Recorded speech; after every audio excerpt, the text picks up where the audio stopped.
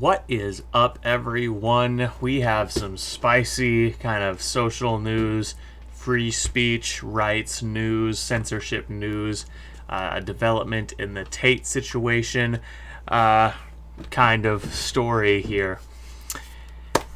Now, full disclosure, I am not unbiased in this matter. I think both of these guys are pieces of shit. I think Ethan Kline is a disingenuous piece of shit who goes around slinging shit everywhere he can because he hates himself. And I think Andrew Tate is a piece of shit because he's been investigated for human trafficking. I think he's a grifter who uses manipulative tactics to convince vulnerable men to give him his money. And I think he says horrible fucking things. And I don't think he's joking. I don't think he's being hyperbolic for clicks. I feel like he actually believes a lot of the really fucked up shit he says. So, with that disclosure of bias out of the way, let's get to the news. Ethan Kline receives cease and desist letter from Andrew Tate, calls out netizens who back the latter's ideas. Ethan Kline, the host of the massively popular "They Don't Tell You He's Been Losing Subs Hand Over Foot for Months Now" H3 podcast, shared a surprising tweet revealing that controversial internet personality Andrew Tate had sent a letter to the former demanding that he stop talking about him. It was a cease and desist of defamation. We'll get more into that later. Tate has been at the top of the headlines of all internet news segments over the past few months due to his toxic, agree, and hypermasculine ideas and ethos. Disagree. I disagree with this part right here. Andrew Tate's ideas and ethos are not hyper-masculine, they're hyper-douche.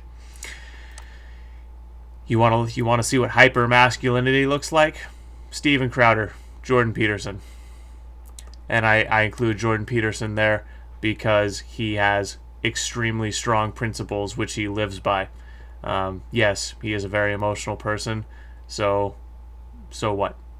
Men are allowed to have emotions, remember? And he handles his emotions in a reasonable and adult way. Moving on. He was recently suspended from multiple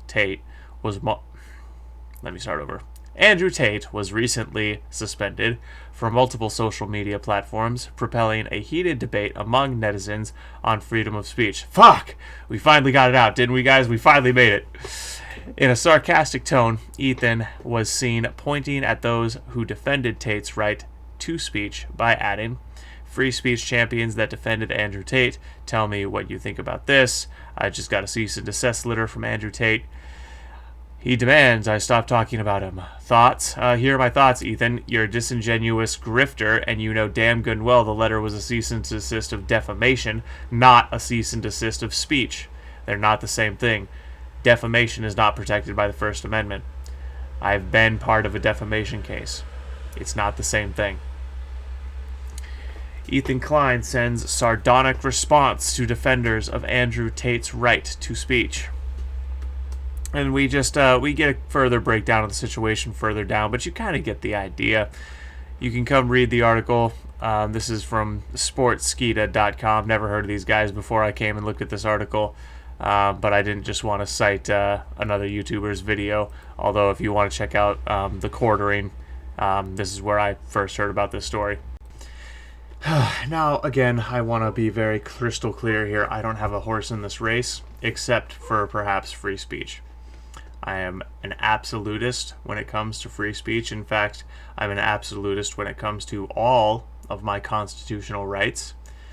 And while I think that Andrew Tate is a piece of shit, and I definitely want to see the conclusion of the investigation against him to find out what happened there, that doesn't necessarily mean that he should be removed from platforms.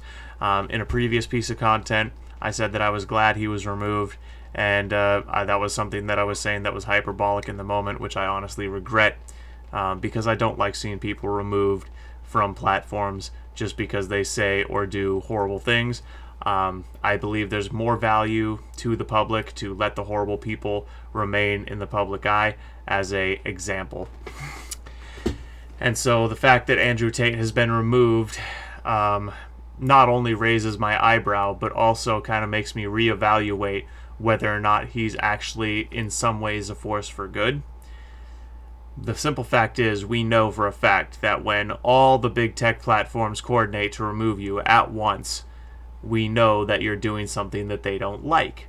And enemy of my enemy type situation here. Like, I'm not saying for a second that I like Andrew Tate, but if he's fucking with the people who are my enemies, you know, it might be worth at least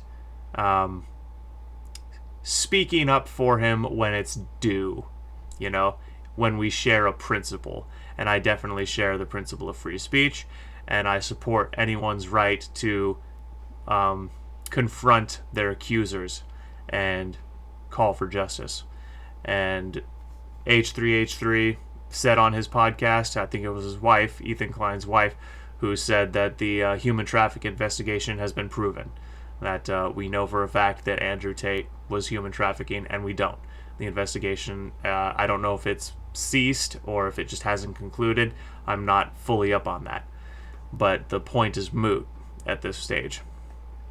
So, that's the story. I'm going to try to follow this one as it develops, and I'll report back to you guys if there's anything interesting. Frankly, I hope that Andrew Tate takes Ethan to court and just cleans his clock, because that would just tickle my fancy. I dislike Ethan Kline even more than I dislike Andrew Tate. Guy's a slime ball. Alright, everyone. Thanks for being here. See you in the next one. Welcome to the adventure.